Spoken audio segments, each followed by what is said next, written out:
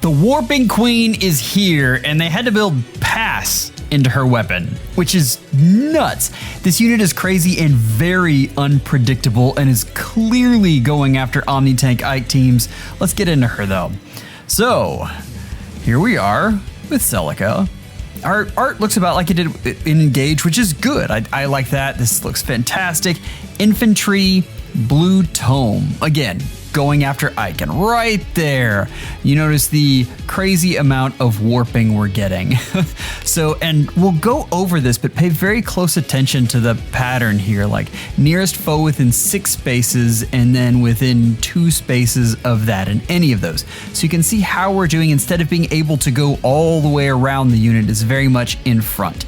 This is something to keep track of and something that you are going to have to learn how to deal with, especially on defense, where I think this unit is going to be seen a lot because of how much defenses are hurting right now. So we have Carrying Magic, and I have gone back to my little cheat sheet because I have time to do these this time. Okay, this has Slaying, you get a visible attack speed +6, you get an in combat attack speed plus 20% of the speed, you get true damage equals 20% of the speed. You're gonna want to stack speed on this unit. That is the way this is gonna be. We have low speed res, and then we have this weird special jump that happens before the follow-up attack, which makes sense because you get Desperation. This is a way you can deal with Scowl right now.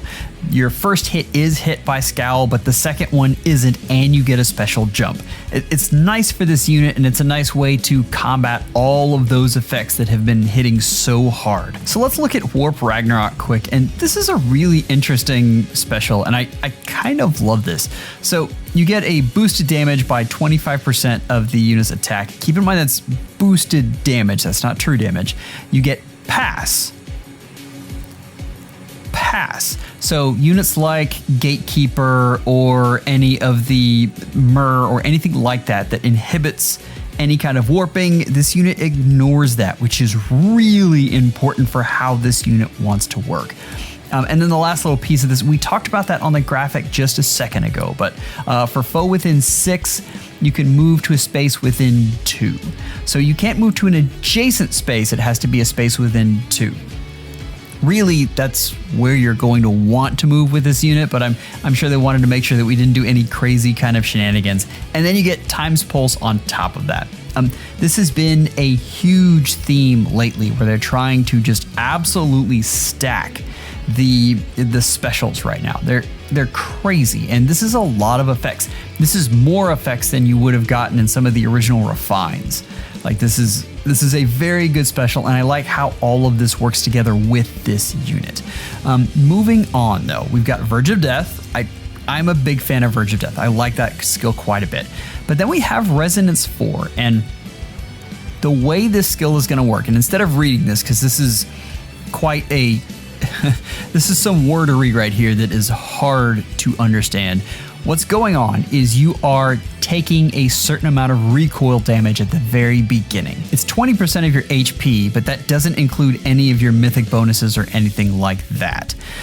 What's then going to happen is you get a certain amount of debuffs, but then you get burn damage based on that HP that you lost. And that's a max of 12, but it's an interesting thing they did there where there's only a limited number of times you can use it, because eventually your HP is going to go down to nothing and then you're not going to have any of that to give. So it's kind of a cool way they did that, and I appreciate that. I think that's a neat way to do a weapon. But the whole piercing, burn damage, debuffs, like this is a very nice B skill, and I'm a fan. Infantry no follow-up is really good, and then we get to the emblem effect, and I'm mixed on this one. The first thing is the boost special damage by units max cooldown count value ×4. That is honestly, in today's meta, that's okay. Like, it's extra damage and we love that, but what you're really here for is for each foe within 5 spaces of unit can move to the nearest spaces that are within unit's range from that foe.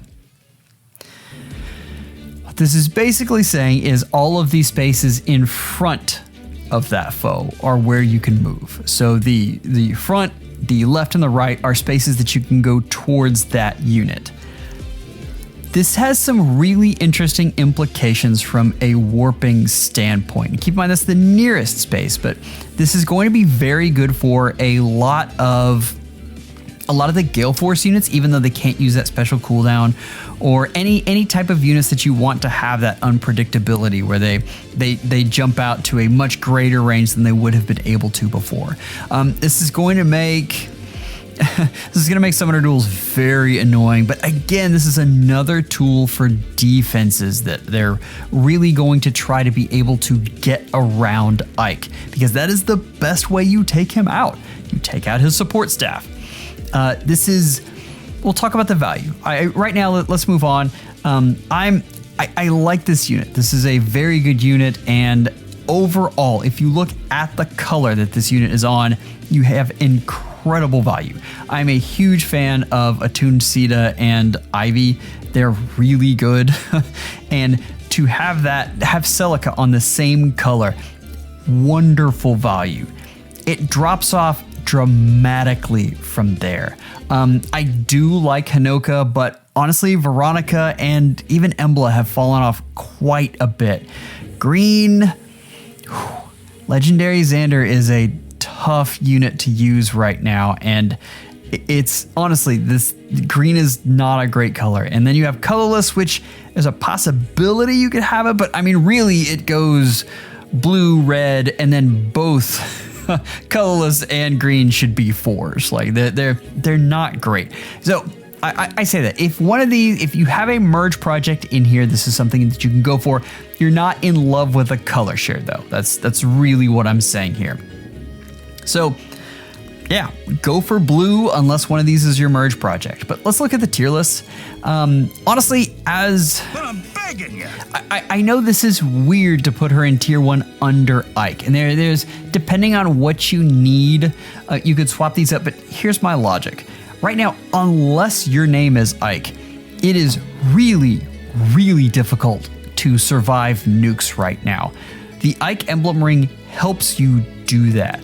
And for saviors that are so critical to a lot of different areas of the game, this is your only line of defense. There is a ton of different things you can use to get warping. Even though this is a very neat way to warp, there's still a lot of ways that you can get movement and extra warp. So while tier 1, this is very good, but I still, because of the state of the meta right now, I have the Ike ring above her.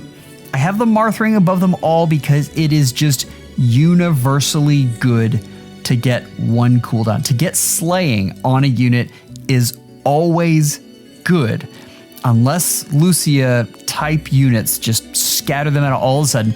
It will just always be good.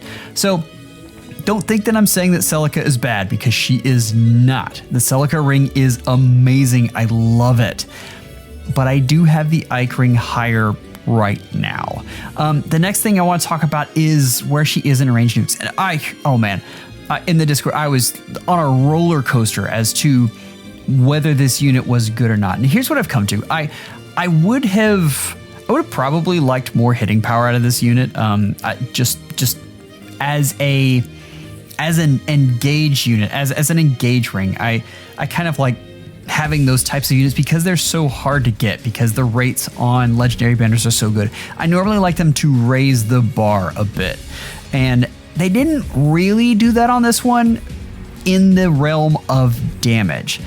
But because of all the things we're talking about, because of how important unpredictability is, because that's really what saviors did versus omni tanks. You had a savior come in, and then so many of the unpredictable things you could do to get around whatever just uber tank they had in the middle of the map could be, you could have something weird happen like drag back, and suddenly it completely changes the map, and you could get around the unit and just take out everything in sight.